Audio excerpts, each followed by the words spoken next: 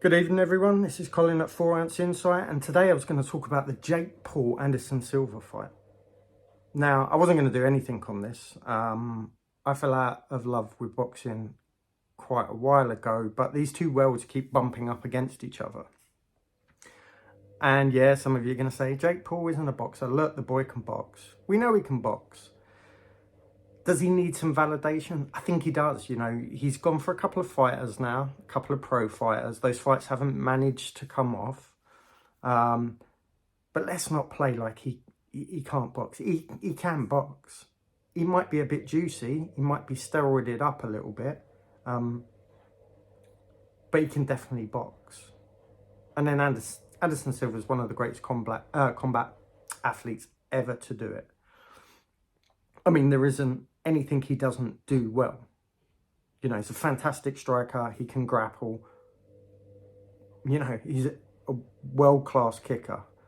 There is no doubt about that. His reaction times was very, very good in his heyday. His power, his strength, again, you know, asterisks, might have been a little bit juicy at some periods in his career. So, I suppose there's a couple of questions. If Jake Paul wins, does this validate him as a true boxer? 2, what type of fight is it? Is this a USADA looked into, WADA looked into fight? Or is this, you can pee in a cup and we'll just check what colour it is, and as long as it ain't green, you're fine, you can fight? And I think that changes things. Because if Anderson Silva, you know, is taking a little PED, a little testosterone, a little something, you can wind that clock back a little bit. And Anderson Silva is deadly if you wind that clock back a little bit. Now, we know he has power, we know he has speed, and more importantly, has experience. I don't think Jake Paul's throwing anything at him that he hasn't seen before, but the question is, can he react in the way that he used to react? Will he have power? Very, very probably. You know, they say power is the last thing to go, although a lot of his power comes from his timing. He would catch people in middle of their rhythm, in the middle of their motion. And again, that comes with experience. It's just whether the reactions are there. You know, this is an interesting one in terms of mindset as well. We definitely have got a martial artist, someone that's gone through very different styles of training, you know, gone through gradings in traditional martial arts, building a martial arts mindset. You know, he can be a Zen fighter. He's never panicked. He never looks nervous, even when he gets hurt. Jake Paul has been brought up in a boxing gym. He's definitely a fighter. He gets in the ring. He's definitely been punched. He's definitely shown some heart, and he's definitely shown some knockout power. I think the question of whether he's a boxer or not is long past. The question is why no one wants to watch him, and I think here's the thing. He needs validation. He needs a pro boxer. He also needs to realise he can't be the main event, the headliner on every single occasion. And I think if he just took a step back, imagine he was a couple of fights into Fury Chisora, and everyone knew he was on the card. I don't think that hurts the card. And he doesn't need to be right at the top. And then if he is fighting a professional boxer, even if they've got a salty record, even if they're a journeyman, he gets that validation in the boxing world.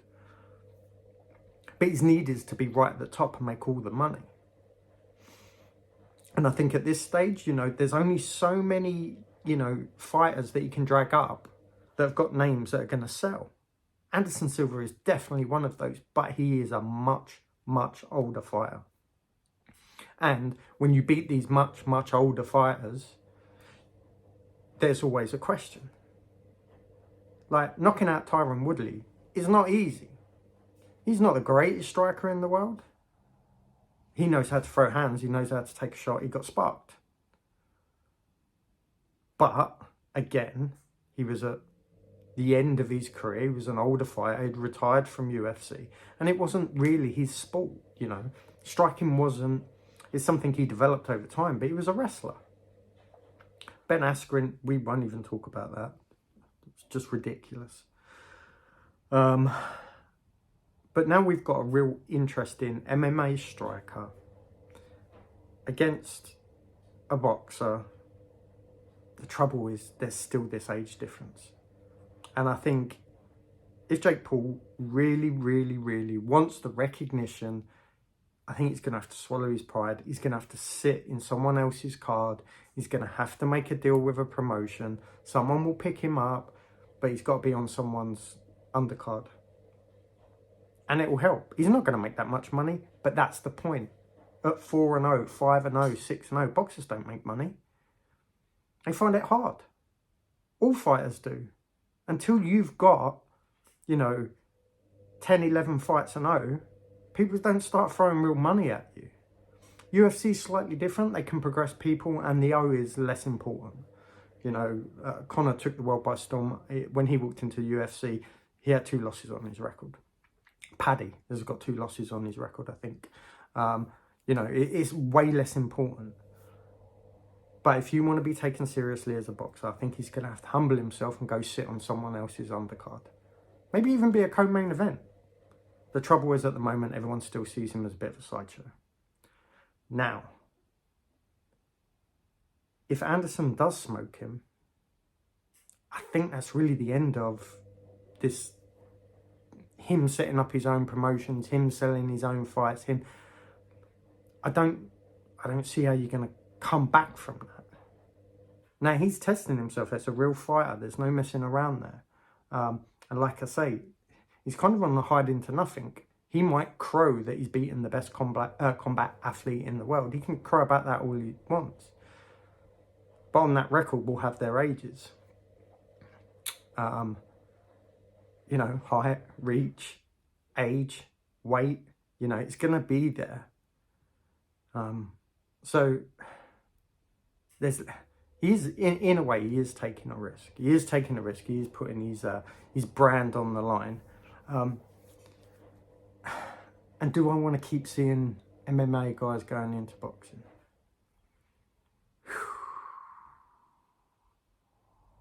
No. The same way I don't want to watch rugby stars kick a football around a pitch. Or go into American football. Yeah, the balls are the same shape. It's a different sport. And at the moment, it seems to be one way. And I know there's this money thing. And we've reached a stage with the internet. There is this kind of, I can sell a fight by being different. So getting all these different athletes. Anyone with a name, let's trade on it. Let's put on an event. But I don't really want to see it. The last thing I wanted to see was Michael Venom Page in a bare knuckle boxing match. I mean, no. He has some of the most outrageous knockouts with his legs. Yeah, he can crack, but that didn't interest me. I didn't want to see that for him. I want to see him winning belts. I know he lost in his title fight, but that's not what I want to see. I don't want to see these two worlds keep bumping up against each other. They don't need to compete. They're two different things. But it does keep happening, and Jake Paul seems to be right in the bloody middle of it. And now he's got a real test on his hands. So, if this is a squeaky clean fight, Anderson Silva's body is going to take some beating. I don't think he's getting knocked out. But, Anderson off steroids is not the same as Anderson on steroids.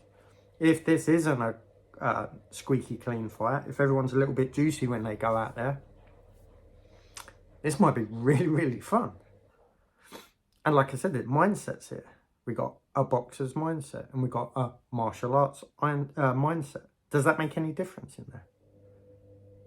Anderson Silva isn't going to panic. He's been hit before. Is Jake Paul? Jake Paul's been hit. But when someone knows how to hurt someone while they're hurt, I don't know. This would be an interesting one. I almost don't like it and like it all at the same time. I wish it wasn't happening. Anderson Silva is one of my favourite fighters.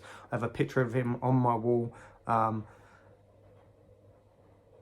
He's just that good, and I don't like seeing anything that takes the polish off his name. And there's been a couple of things that that have done that, but I don't want to no more. But you can't argue he's a born fighter. So what I'm kind of doing is skillfully avoiding who I think is going to win. My heart says Anderson, because it's Anderson Silva. My head says, shut up and listen to your heart. So Anderson's going to smoke him. I want him to smoke him. Yeah, it could go the other way, but I don't care. I just want to see Anderson knock him down a peg or two and let him know what it's about. I'd actually like, if Jake Paul wants to take it serious, I'd like for him to slip in to someone else's undercard and know what it's like for those 2-0, 3-0, 4-0 boxers. Like, he'll get more respect that way. He'll fight someone that's a little bit salty. He'll fight a journeyman who's got experience that will test him and keep pushing him and pushing him and pushing him. But he can box. And that's what he needs, consistent tests at his level. He doesn't need to keep throwing these big shows. You know, he could get to a main event of all of his own purely in a boxing industry. And I know they're savages to deal with, and I know it's a pain in the backside, but what do you want? I think he's rich enough. Maybe he just wants a bit of respect in the boxing world. I don't know. Otherwise, why keep doing it? I think it's going to be a fantastic fight. That's my 4 ounce insight. Let me know yours in the comment section below, and I'll see you all next time.